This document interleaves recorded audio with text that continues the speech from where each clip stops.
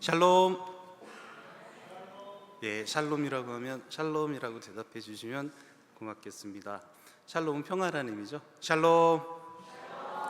예, 오늘 여호수아 주간 예배에 이렇게 모이신 우리 양지 가족 공동체 환영하고 사랑하고 축복합니다.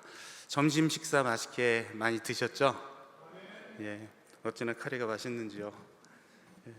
전에 말씀드렸죠. 목사님이 저 맨 처음에 섭외할 때 윤 전도사 여기 점심이 아주 좋아요 이렇게 섭외하셨어요. 예, 그런가요? 예. 일단 그 여호수아 신도회의 주간 예배에 제가 이렇게 설교자로 또 참여하게 되어서 지금 너무 좀 떨리고 조바심이 좀 납니다. 제가 저의 어떤 무지와 무능으로 하나님의 영광을 가리는 것은 혹시 아닐까. 정말 열심히 묵상하고 어떠한 말씀을 선포하고 어떠한 우리 주님의 메시지를 나눌 것인가를 막 고민했을 때 저는 이 하나님 사랑의 방법론이라고 하는 제목을 기도 속에 결정을 했습니다. 전 사실 이 하나님 사랑의 방법론뿐만 아니라 어떠한 설교도 저의 설교의 주제는 딱 한 가지예요. 하나님 사랑과 이웃 사랑. 그 이외에 어떠한 주제도 좀 제가 뭐 덧붙일 필요가 없을 것 같아요. 그래서 가장 우리 교회에, 그리고 우리 한국 교회 또는 우리들의 신앙에 가장 절실한 게 바로 하나님 사랑과 이웃 사랑을 진정으로 회복하는 것이다라고 생각을 합니다. 그래서 저는 옛날에는 설교는 예를 들어서 뭐 말빨이나 아니면 열심히 준비한 지식이나 아니면 여러 가지 것들의 풍부한 예증 자료 이와 같은 것이 설교를 가치있게 한다라고 생각할 때가 있었어요. 근데 그것은 정말 중요한 게 아니라 진정으로 이 하나님 사랑과 이웃 사랑을 우리들의 신앙에, 우리들의 예배에, 그리고 우리들의 삶에 어떻게 접목할 것인가, 어떻게 실천해 나갈 것인가, 그게 전부라는 생각이 들었어요.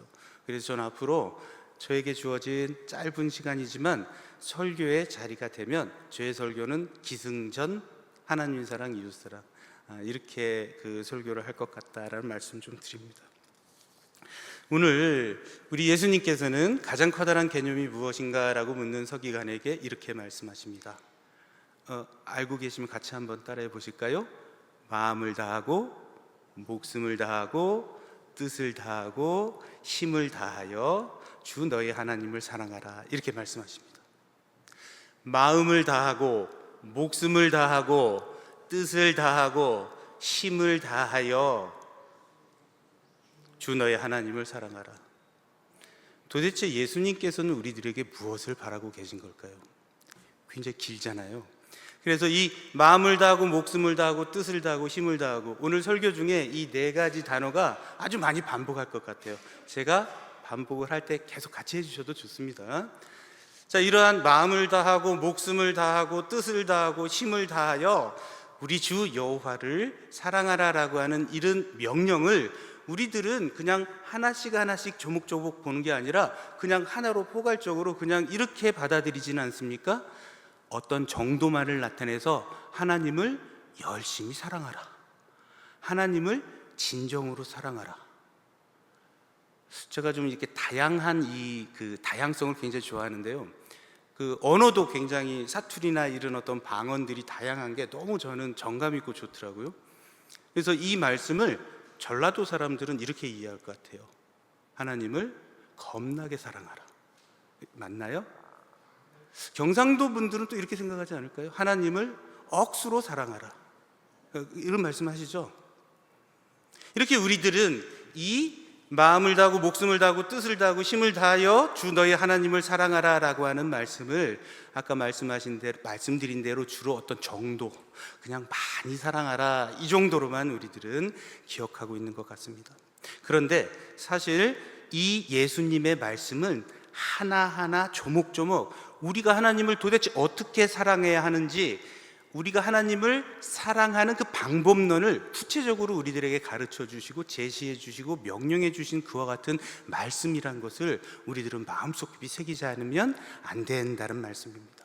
그래서 오늘 이 말씀을 근거로 우리 하나님을 진정으로 사랑하는 올바른 방법론, 예수님께서 우리들에게 가르쳐 주신 하나님을 사랑하는 그 구체적인 실천적인 강령, 이것이 과연 무엇일까를 묵상하는 시간이 되기를 원합니다.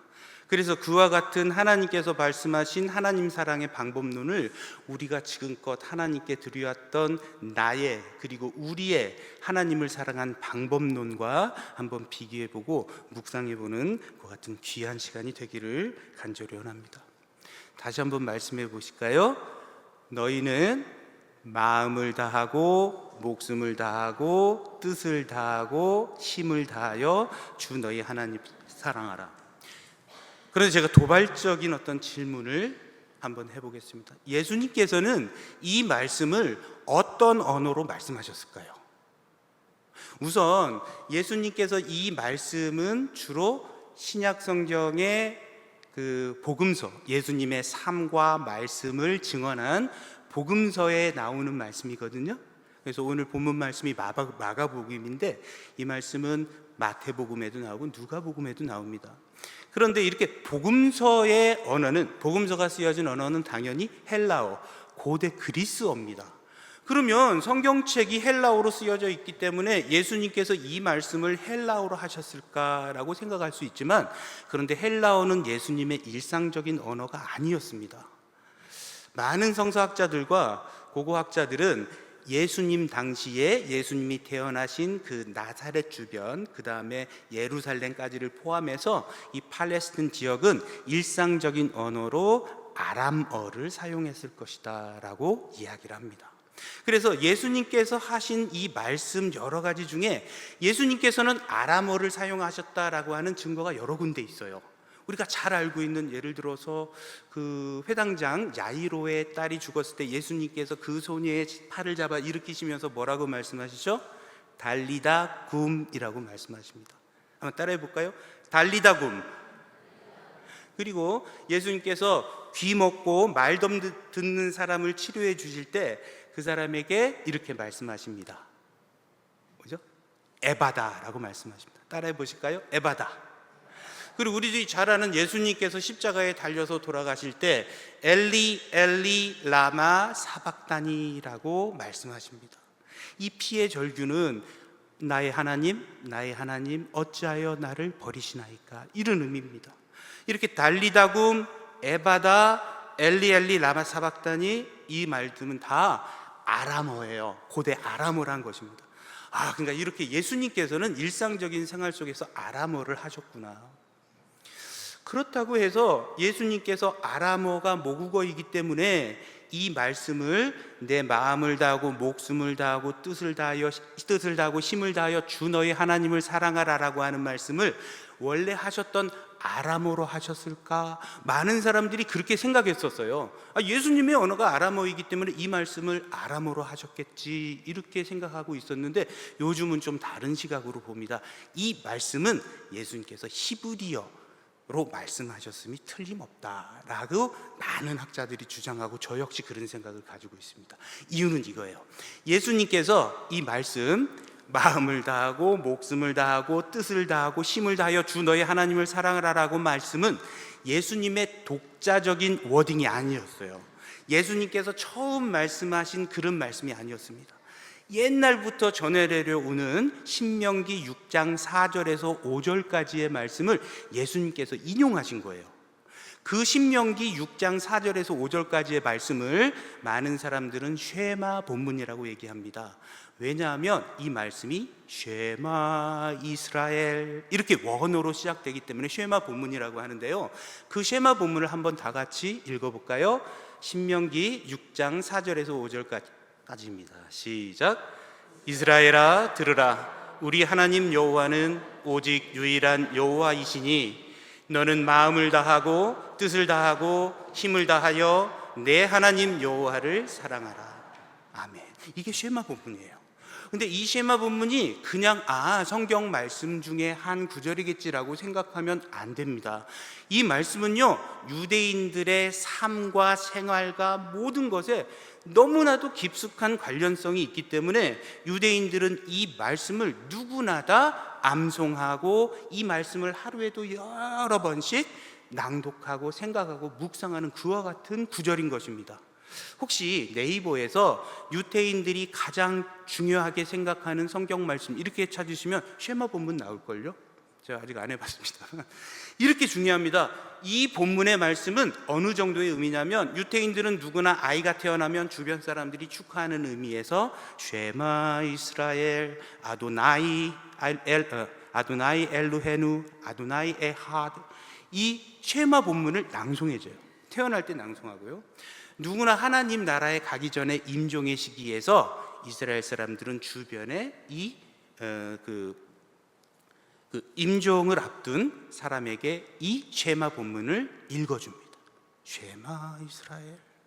그 다음에 이스라엘 사람들은 하루에 3번 정도 기도했다고 그래요. 어디서는 뭐 2번 정도 했다, 어디서는 3번 정도 했다, 이렇게 얘기하는데, 이 하루에 기도할 때마다 이 쉐마 본문은 무조건 암송해야 되는 게 그들의 기도문의 그 절차예요. 루틴이라는 얘기죠. 그렇기 때문에 이 쉐마 본문은 이스라엘 사람들은 누구나 다 히브리어로 아주 익숙하게 어렸을 때부터 들어오고 암송해오고 묵상해온 그와 같은 내용이라는 것입니다.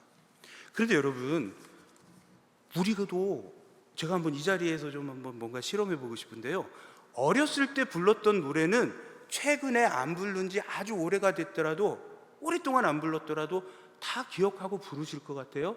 제가 한번 옛날 제가 들었던 노래를 한번 시작해보면 아시는 분들은 한번 같이 한번 해보셨으면 좋겠어요. 아는데 그냥 나 안 해, 귀찮아, 그러면 제가 지금 뭐 증명하고 싶은 게 증명이 안 되는 거잖아요. 그래서 알만하면 좀 불러주셨으면 좋겠습니다. 아침 해가 떴습니다. 자리에서 일어나서 제일 먼저 이를 닦자, 윗니 아랫니 닦자. 이거 요즘 부르세요, 이 노래? 몇십 년 만에 부르신 건데 가사를 정확하게 기억하고 계시네요. 우리 장로님께서는 저는 이 노래 때문에요, 아직도 양치질 할 때 윗니부터 닦아요. 진짜 그게 진짜 무서운 습관이에요. 아랫니부터 닦으면 깜짝 놀라서 윗니부터 다시 고쳐요. 또 한 가지 한번 해볼게요. 이건 아실까? 아침바람 찬바람에 울고 가는 저기러기 우리 선생 계실 적에 엽서 한 장 써지, 여기까지만 할게요. 뭐 구리구리하고 가위바위보 이렇게 하는 거잖아요. 이거 저만 한 게 아니었군요. 이거 되게 놀랍네요. 저는 이걸 한 30년이 뭐예요? 훨씬 더 오랜만에 이 노래를 불렀는데, 아니 찬양보다 더 큰 소리로 이렇게 부르시는 거 보면 너무 익숙하시죠? 그래서 이 쉐마 본문은 이스라엘 유태인들은 누구나 다 이렇게 탁 하면 나오게 되어 있는 내용이에요. 근데 예수님께서 이거를 어렸을 때부터 히브리어로 암송해오는 이것을 서기관이 물었을 때 제일 큰 계명이 무엇입니까? 할 때 그 내용을 아람어로 바꾸어서 얘기한다. 이건 제가 볼 때는 조금 히브리어로 쉐마 이스라엘 이렇게 말씀하셨지 않았을까라고 하는 생각이 훨씬 더 설득력이 있다고 생각합니다. 예를 들어서 우리가 미국에 있는데 아이들한테 아침바람 찬바람 노래를, 우리 아빠 어렸을 때 이런 노래 불렀다. 근데 아이들은 한국말을 잘 못해요. 그래서 아침바람 찬바람을 뭐 영어로 바꿔서 뭐 아침바람 뭡니까 모닝 윈드, 뭐 콜드 윈드 이렇게 해서 가르쳐 주진 않을 거 아니에요. 그래서 저는 예수님께서는 이 말씀을 쉐마 본문 그대로 암송하셨을 것이다 라고 생각합니다.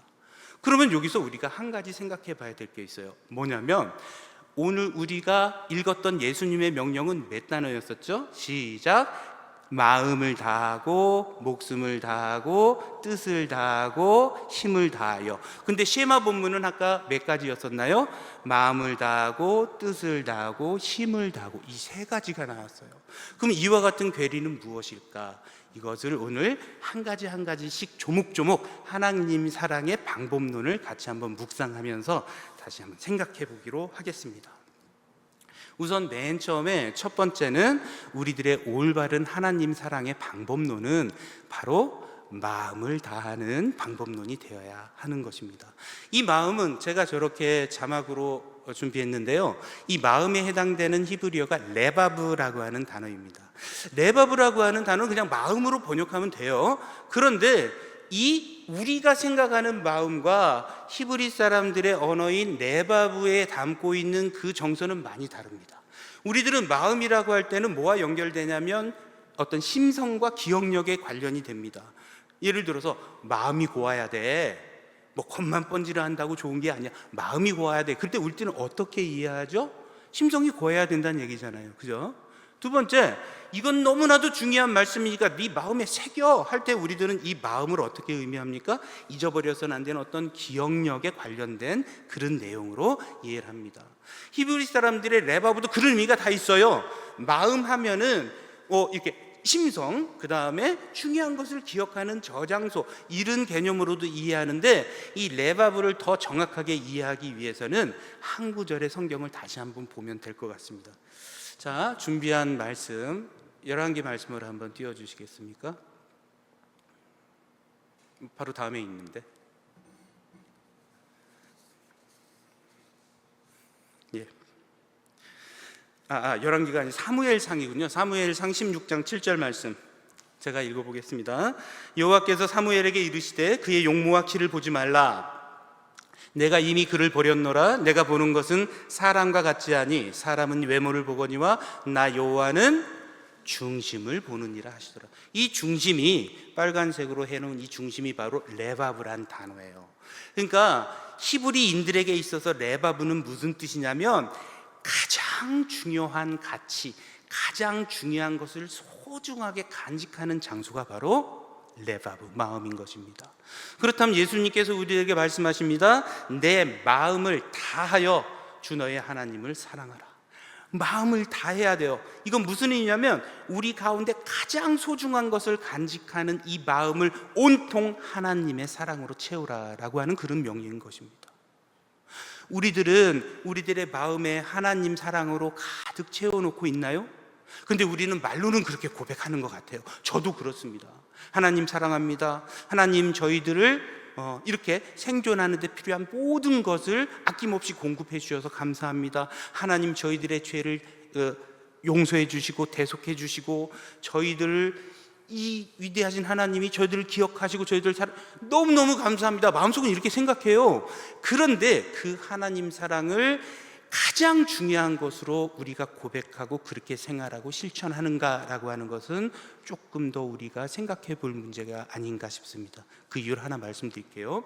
우리 황성국 목사님하고 예배를 드리는 가운데서 제가 잊어버리지 않는 어떤 기억이 있어요. 우리 목사님 기억하실지 모르겠는데, 목사님께서 예배를 드리는데 예배의 순서는 지금 오늘 양지교회 예배 순서랑 비슷한 것 같습니다.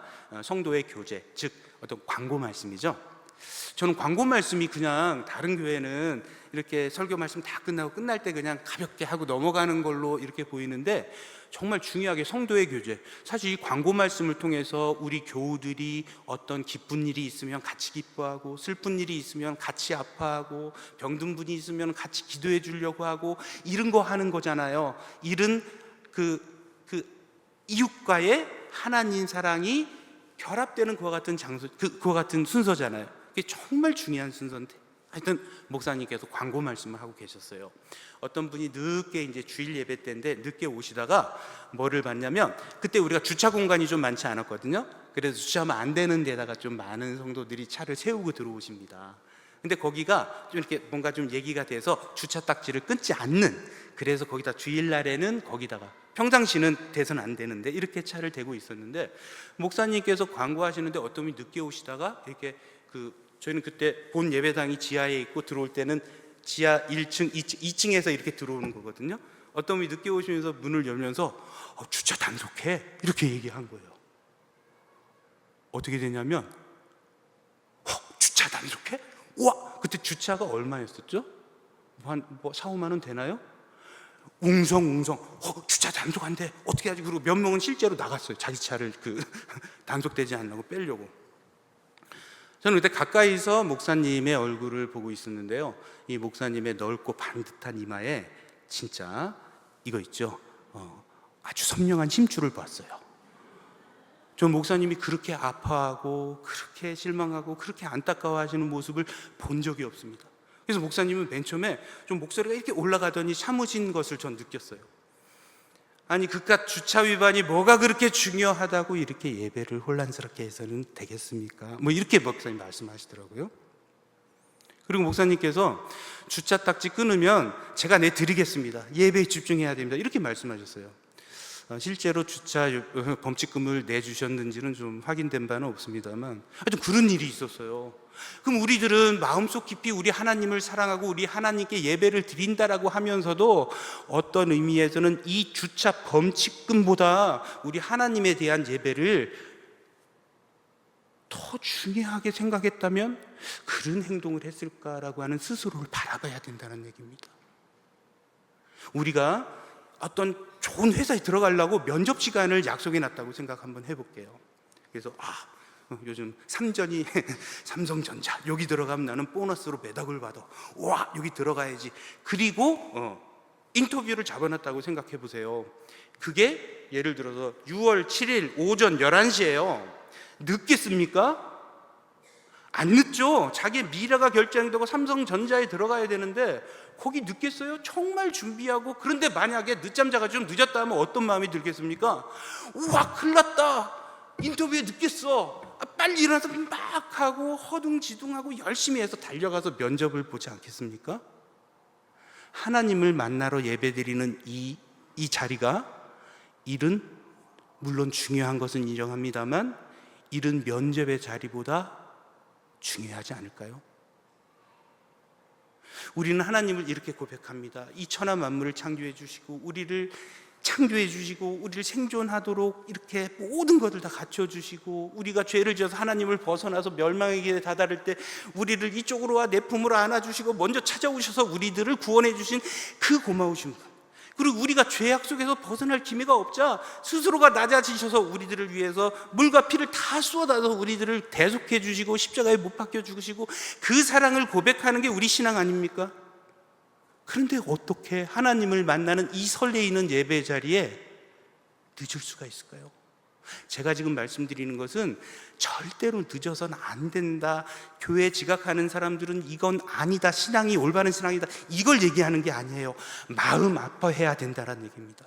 저도 굉장히 늦은 바가 많아요. 저거 성가대 지휘하는데 한 번은 우리 좀 멀었어요. 그래서 굉장히 먼 지역에서 어떻게 가야 되면, 제가 그때 역곡 온수동에 살고 있었는데 교회는 오금동이에요. 어딘지 아시죠?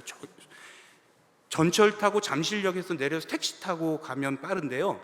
그래서 너무 늦어가지고 택시를 탔는데 택시를 타지 않고 전철을 타면 어떻게 되냐면, 전철을 계속 타면 30분이 딱 걸려요. 근데 잠실역에 내려서 택시를 타면은 그거보다 조금 시간이 당길 수가 있어서 제가 택시를 탔어요. 택시를 탔는데 문제는 뭐냐면, 주일날 오전에 마라톤 대회 많이 하거든요. 그럼 차량이 통제가 돼요.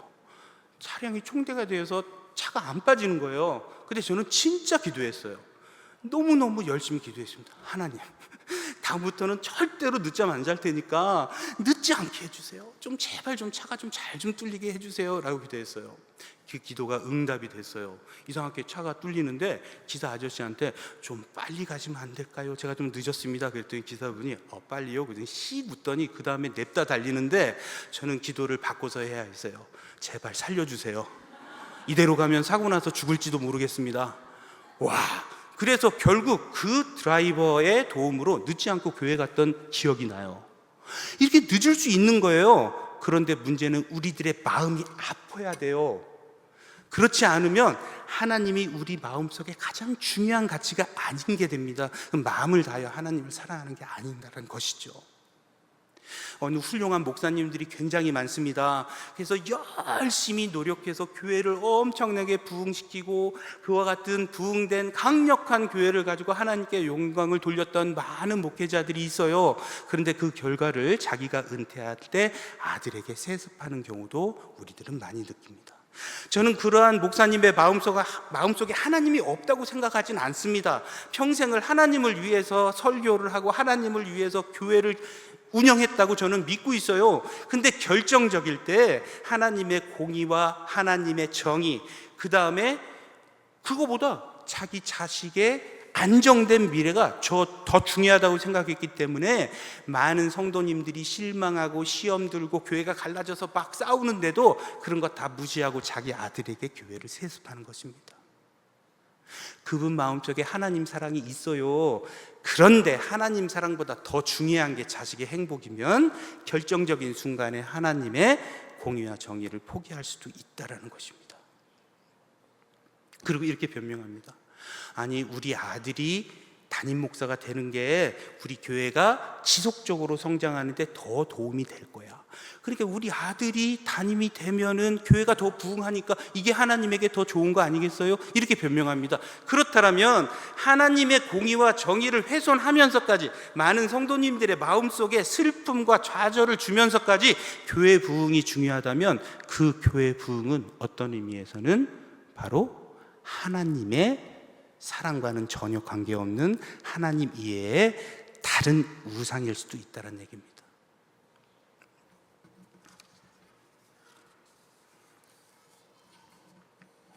우리는 이와 같은 여러 가지 것들을 보면서 우리의 진정한 마음속 가장 깊은 곳에, 가장 소중한 것을 간직하는 곳에 바로 하나님의 사랑이 가득 차 있는지를 항상 되돌아보는 그와 같은 신앙을 가져야 됩니다.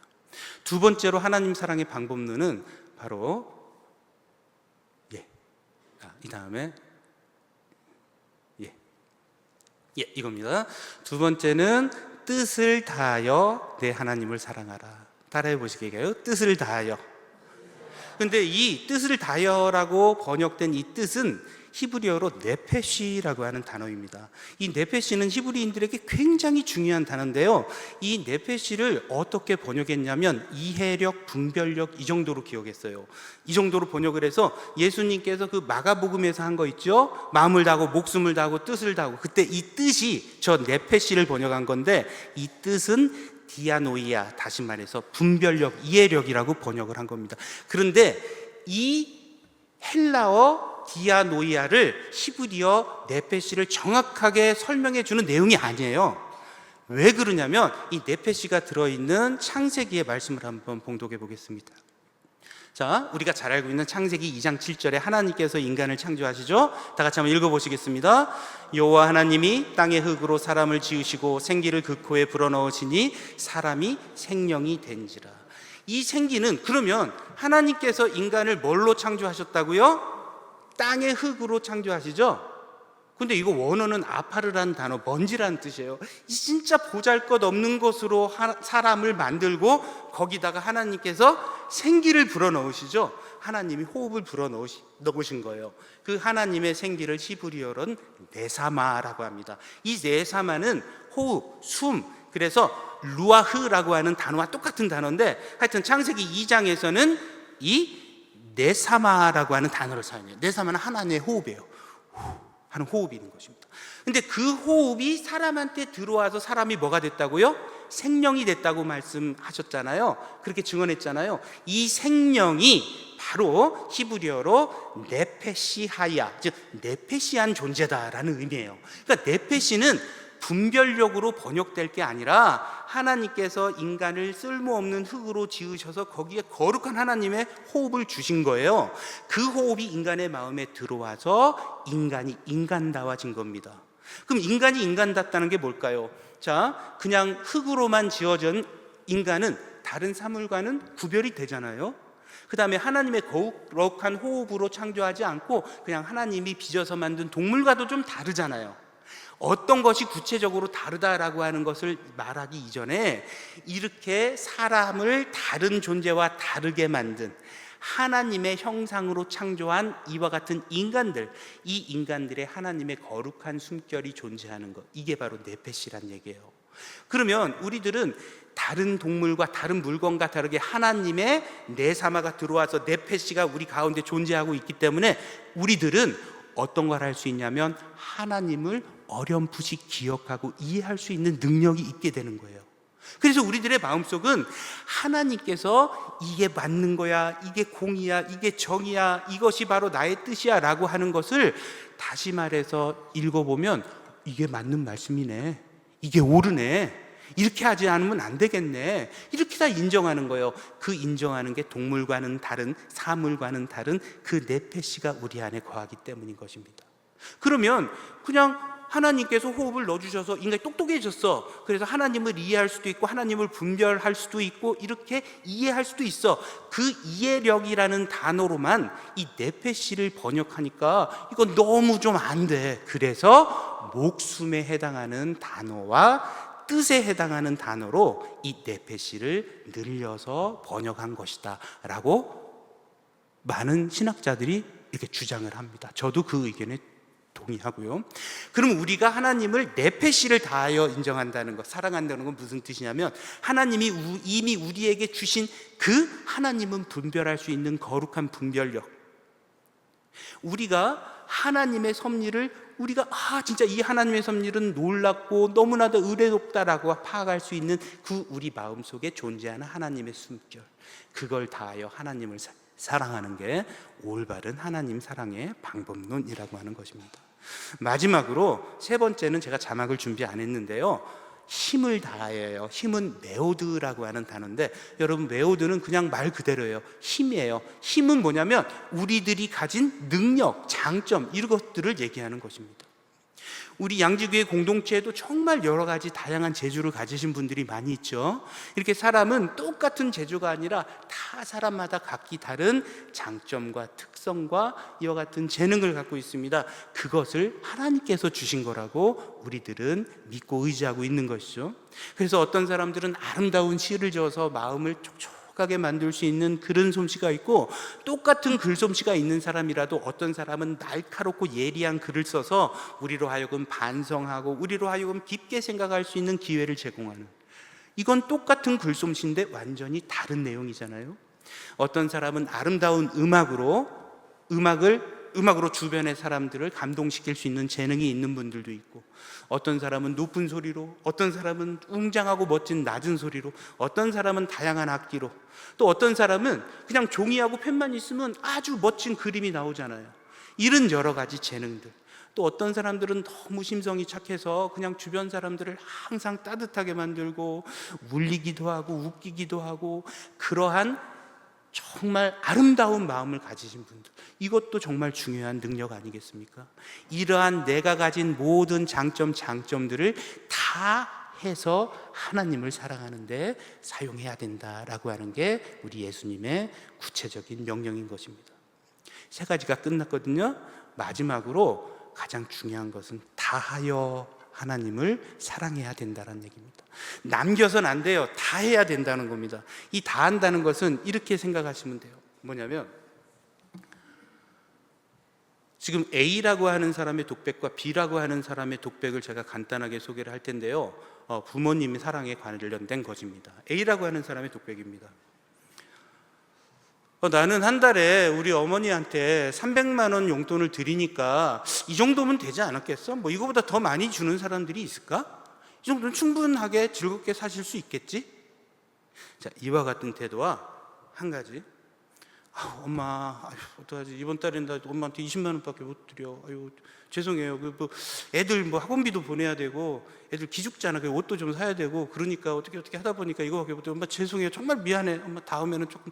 이렇게 죄송한 마음을 갖는 것, 어떤 게 더 다한 사랑이라고 여러분들은 생각하십니까?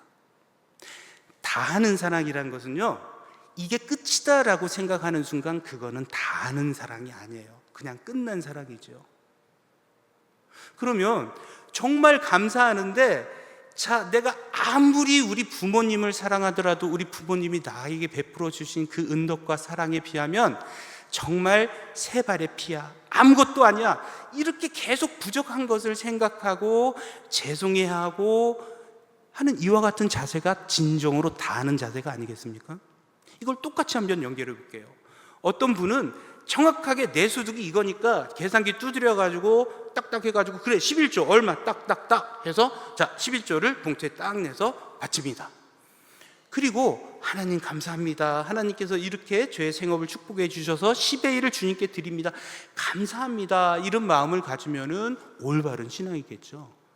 그런데 11조 냈잖아, 됐어, 끝이야.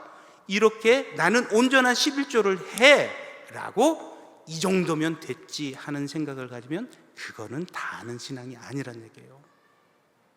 저는 굉장히 부끄러운 경험인데 여러분들은 그런 경험이 있을지 모르겠어요.